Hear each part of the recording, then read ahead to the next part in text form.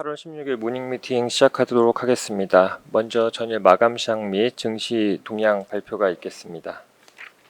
네, 안녕하세요. 시황팀 임정원입니다. 전일 증시 동향 정리하겠습니다. 지난 수요일 국내 증시는 물가 우려 완화와 미국 증시 랠리에 힘입어 위험 선호 심리가 되살아나면서 1% 내외에 상승했습니다. 코스피는 4거래일 연속 상승했고 코스닥은 3거래일 만에 외국인 순매수로 전환하면서 지난 화요일에 낙폭을 되돌리는 등 위험 선호 심리가 회복됐습니다. 다만 미국 CPI 결과를 앞두고 경계감도 여전했습니다. 국내 대형 반도체주와 2차 전지주가 동반 강세를 보이면서 지수 상승을 이끌었으나 자동차와 보험, 엔터 등 다수의 업종이 약세를 보이면서 지수 상단을 제한했습니다. 특히 보험주와 엔터주는 개별주의 실적 부진도 급락 배경으로 작용했는데 하나생명은 상반기 당기순이익이 작년보다 17% 넘게 감소했고 JYP엔터는 2분기 영업이익이 전년 대비 80% 가까이 급감하는 어닝쇼크를 기록했습니다. 다음 해외 증시입니다. 미국 증시는 예상치를 웃돈 소비지표 결과가 침체 우려를 불식시키면서 랠리가 연장됐습니다. S&P 500과 나스닥 지수는 6거래일 연속 상승했습니다. 7월 소매 판매는 전월 대비 1.0% 상승해 6월과 예상치를 크게 상회하면서 뚜렷한 소비 심리 개선세가 확인됐습니다. 이에 하루 앞서 발표된 CPI는 전월 대비 0.2%, 전년 대비로는 2.9% 상승해 예상치의 대체로 부합하면서 물가 안도감을 유지시켰습니다. 실업보험 청구 건수는 전주 대비 감소했고 월마트는 견조한 실적과 가이던스 상향으로 경기 연착륙 기대를 회복시키는 데 일조했습니다. 중국 증시는 산업 생산과 고정자산 투자는 부진했으나 소매 판매가 시장 예상을 상회해 경기 우려를 완화시키면서 상승했고 유럽 증시는 예상보다 양호한 미국 소비 결과에 일제히 상승했습니다. 미국 10년물 국채 수익률은 경제지표 호조에 비컷 기대감이 약화되면서 5거래일 만에 상승했고 경기 침체 우려가 완화되면서 달러와 가치가 강세를 보이면서 달러 인덱스는 이틀 연속 상승했습니다. 경기 연착륙 기대감의 수요 우려가 완화된 유가도 1% 넘게 상승했습니다. 관점 포인트입니다. 인플레이션 우려를 완화시킨 물가 지표와 침체 불안을 거둬들인 소매 지표가 연이어 발표되면서 미 증시는 안도 랠리를 이어갔습니다. 다만 경기 연착륙 기대 강화로 연준의 9월 빚컷 가능성이 크게 감소했고 25bp 인하 가능성이 75% 수준으로 확대됐습니다. 국내 증시도 이틀간의 미국 지표 결과를 반영하면서 상승 출발이 예상됩니다. 달러 강세에 따른 외국인 수급 흐름은 점검해 볼 필요가 있겠습니다. 이상입니다. 다음은 글로벌 인사이트 자료입니다. 김일혁 연구원입니다. 네, 안녕하세요. 크로스 에셋과 해외 주식 전략을 담당하는 김일혁입니다. 이번 CPI는 예상에 부합한 수준으로 나왔습니다. 근원 물가는 지난 두 달보다는 좀 높았지만 여전히 낮은 수준을 유지했고요.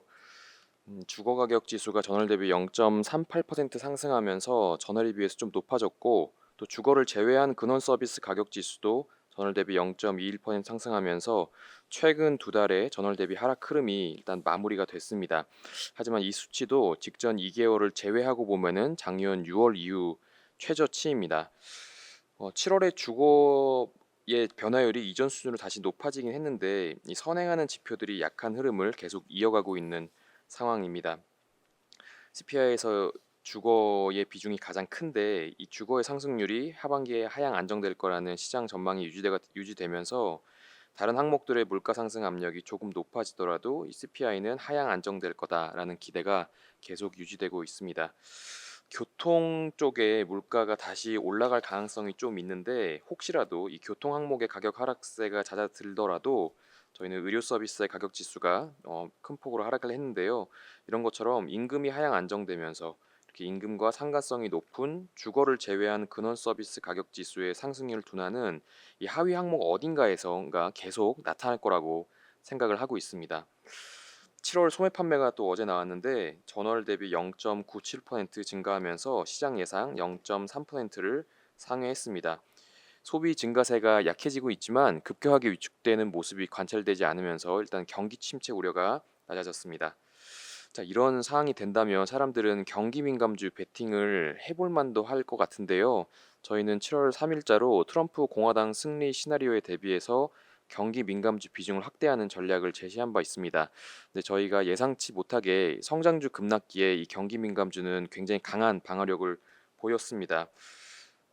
연준의 기준금리 인하 기대가 높아지면 경기를 부양할 거라는 기대감 때문에 경기 민감주 베팅을 늘리려는 수요가 생기겠지만 저희는 경기 민감주보다 이 성장주 안에서 경기 민감도가 높아진 하이퍼스케일러들 M4의 성장 기대가 더 매력적이라고 생각합니다. 그래서 경기 민감주와 성장주의 비중 확대 전략을 유지하되 7월 10일 이후에 상승한 경기 민감주의 비중을 덜어내고 하락한 성장주의 비중을 높이는 리밸런싱이 필요하다고 생각합니다. 감사합니다. 예, 다음은 기업 및 산업 분석 순서입니다. 먼저 손해보험사 3개사가 저는 실적 발표를 했는데요. 먼저 삼성화재부터 말씀드리도록 하겠습니다.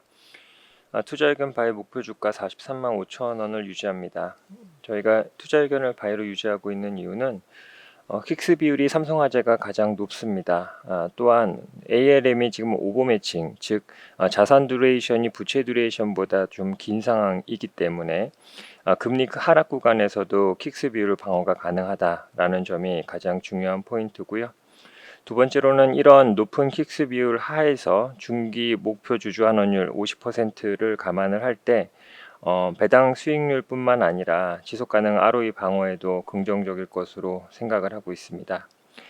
다만 업황은 그리 좋은 상황은 아닙니다. 신계약 판매 경쟁이 지속되고 있고 금리 하락 그리고 하반기 감독 당국의 제도 변경 이슈가 여전히 불확실성으로 존재를 하지만 삼성화재의 상대적인 낮은 이익 변동성과 높은 킥스 비율은 이런 불확실성을 축소하는 요인으로 작용할 것으로 생각을 하고 있습니다. 최선의 종목으로 유지합니다.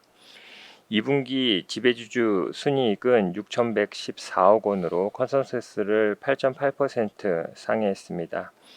그 원인은 예상보다 양호한 예실차와 투자 손익에서의 평가이익 기여도 확대 때문입니다.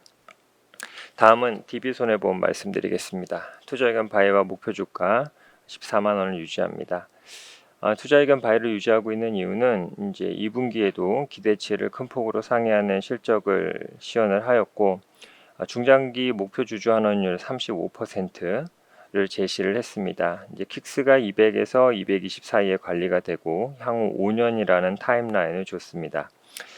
이런 제시로 인해서 자본 정책 관련돼 있는 불확실성이 완화되고 있다라고 생각을 하고 있습니다. 공통 업황으로 신계약 판매 경쟁이 심화되는 가운데 4월 달에 유율 인상을 단행을 했고 이에 따라서 신계약의 CSM 전환 배수가 상승했습니다. 또 보유계약의 계리적 과정 변경으로 인해서 CSM 조정이 환입되는 부분들까지 반영이 됐습니다.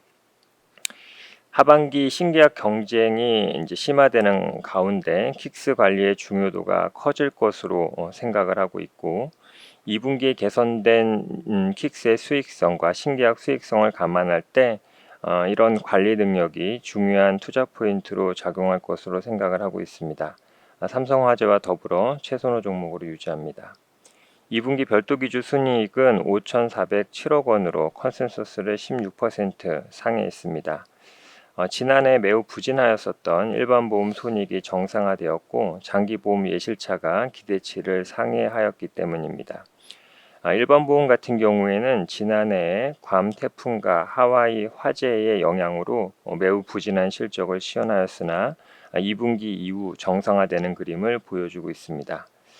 장기보험 예실차 같은 경우에는 발생사고 요소 조정 443억 원이 포함됐긴 했지만 지난해 대비 큰 폭으로 개선이 됐다라고 생각을 하고 있습니다. 다음은 현대해상 말씀드리겠습니다. 투자의견 바이 목표 주가 46,500원을 유지합니다. 현대해상은 지난해 예실차의 부진 그리고 가이드라인 적용 등 자본과 이익 측면에서의 변동성이 매우 크게 작용을 했었습니다. 1분기에는 IBNR 관련된 제도 개선으로 어닝 서프라이즈를 시현을 하였고 2분기에는 예실차 개선이 기대치를 크게 상회하면서 2분기 역시 어닝 서프라이즈를 시현을 했습니다.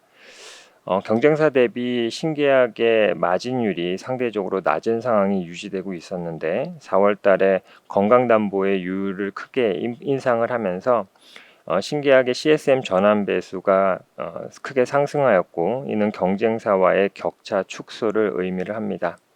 또한 삼성화재 DB손보 대비 밸류에이션 측면에서 낮은 수준에서 거래되고 있다는 점 역시 긍정적인 투자 포인트로 생각을 하고 있습니다.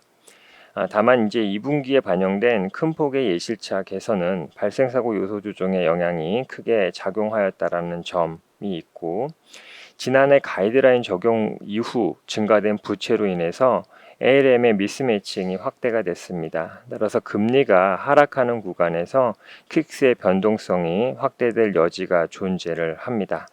이 부분들은 부담 요인으로 생각을 하고 있습니다. 2분기의 킥스 비율은 169.7%를 시현을 했습니다. 2분기 별도 기준 순이익은 3,557억 원으로 컨센서스를 28.9% 상회했습니다. 전년 동기 대비 95.8% 증가한 수준인데요. 예실차가 큰 폭으로 개선되었고 금리 하락에 따른 채권 평가 이익으로 투자 손익이 기대치를 상회하였기 때문입니다. 다음은 QRT에 관련된 자료입니다. 성현동 연구원입니다. 네, 안녕하세요. 스몰캡 담당 성현동입니다. QRT 실적 코멘트 말씀드리겠습니다.